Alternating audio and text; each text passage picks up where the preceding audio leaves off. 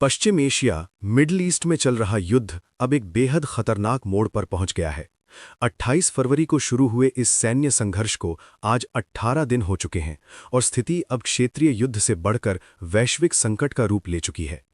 आज 17 मार्च 2026 को इस युद्ध में कई बड़ी और चौंकाने वाली घटनाएं सामने आई हैं। आज की मुख्य खबरें।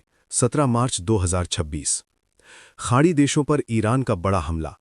आज सुबह ईरान ने अपनी युद्ध रणनीति का विस्तार करते हुए कुवैत और बहरीन जैसे खाड़ी देशों पर मिसाइल और ड्रोन से हमले किए हैं।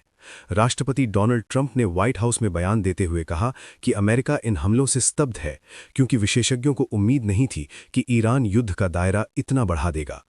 हुर्मुज़ जलडमरू मध्य पर तनाव। ईरान ने दुनिया के इस सबसे महत्वपूर्ण तेल व्यापार मार्ग की नाकाबंदी जारी रखी है। राष्ट्रपति ट्रंप ने मित्र देशों जापान, दक्षिण कोरिया, ऑस्ट्रेलिया आदि से मांग की है कि वे अपने युद्धपोत भेजकर तेल टैंकरों की सुरक्षा करें। हालांकि जर्मनी और जापान जैसे कई देशों ने सीधे सैन्य भागीदारी से इनकार कर दिया है, जिससे ट्रंप काफी नाराज दिखे हैं। इजरायल की नई एयर स्ट्राइक। इजरायली वायुसेना ने आज तेहरान, शिराज और तबरीज में नए हवाई हमले किए हैं। इजरायल का दावा है कि उसने ईरान की मिसाइल क्षमता को काफी हद तक नष्ट कर दिया है, लेकिन ईरान अभी भी जवाबी हमले करने में सक्षम है। बगदाद में अमेरिकी दूतावास पर हमला। इराक की राजधानी बगदाद में अमेरिकी दूतावास को रॉकेटों और ड्रोनों से निशाना बनाया गया है। हालांकि अमेरिकी वायु रक्षा प्रणालियों ने इन्हें हवा में ही नष्ट कर दिया, लेकिन इससे पूरे क्षेत्र में मौजूद अमेरिकी ठिकानों पर खतरा बढ़ गया है। युद्ध का मानवीय और आर्थिक प्रभाव। इस युद्ध में अब तक जान माल का भारी नुकसान हुआ है। रिपोर्ट्स के अनुसार ईरान में अब तक 1300 से अधिक लोग मारे जा चुके हैं, जिनमें बड़ी संख्या में आम नागरिक शामिल हैं। हाल ही में एक ईरानी स्कूल पर हुए हमले की वैश्विक स्तर पर कड़ी निंदा हो रही है।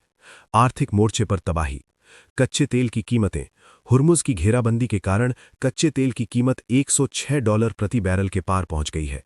पिछले 15 दिनों में तेल की कीमतों में 40% से ज्यादा का उछाल आया है। भारत पर असर। भारत के लिए राहत की खबर यह है कि शिवालिक नामक एलपीजी टैंकर सुरक्षित रूप से मुंद्रा पोर्ट पहुंच गया है। विदेश मंत्री एस जयशंकर ईरान के साथ सीधे संपर्क में हैं ताकि भारतीय जहाज़ों को सुरक्षित रास्ता मिल सके।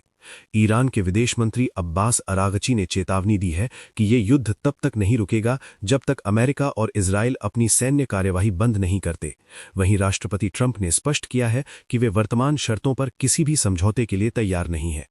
दुनिया अब तीसरे विश्व युद्ध की आशंकाओं से डरी हुई है। संयुक्त राष्ट्र ने दोनों पक्षों से तत्काल बातचीत की मेज पर आने की अपील की है ताकि मानवता को और बड़े विनाश से बचाया जा सके।